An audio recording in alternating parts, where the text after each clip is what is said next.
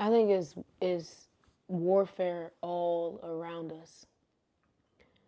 Um, what I'm learning is that the Bible is very clear about us putting on the full armor of God so that we can withstand the snares and the wiles of the devil.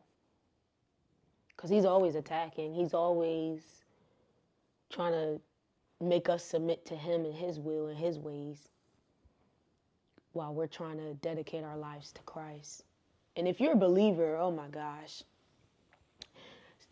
I'm telling you, like all the believers that's out here thinking that it's sweet, it ain't sweet. It's really a war out here, and you got to really protect yourself. And a lot of us are not taught that we have to protect ourselves with the sword of the Spirit. The sword of the Spirit is the word.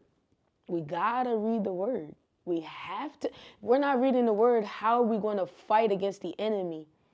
If our weapons of our warfare are not carnal, meaning we don't need to pick up our fists and fight people, but we can actually use the word to fight people back, or not people, but the enemy that's using people, you know what I mean?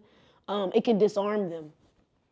If we don't read our word and know what to say back to the enemy, we already lost that battle, you know what I'm saying? And I don't know, I guess during my journey, I kind of learned that God, he has given us everything that we need.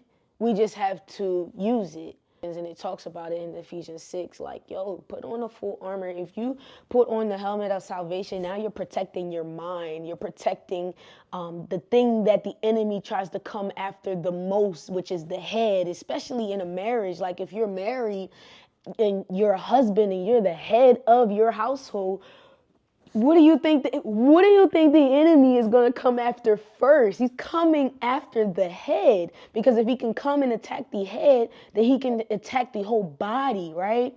But if we put on the helmet of salvation, we know who we are in Christ. We know what we're going to stand on and how we're going to lead our family. You know what I'm saying? So even just the breastplate of righteousness, that's helping us in guarding our heart, because sometimes the heart can become evil from the things that we experience. The Bible even talks about how the heart is deceitful, right? So we have to guard our hearts even when things happen to us.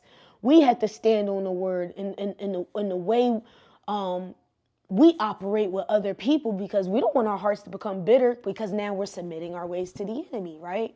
So just guarding our hearts with the breastplate of righteousness, leading with righteousness and reflecting Christ is very important.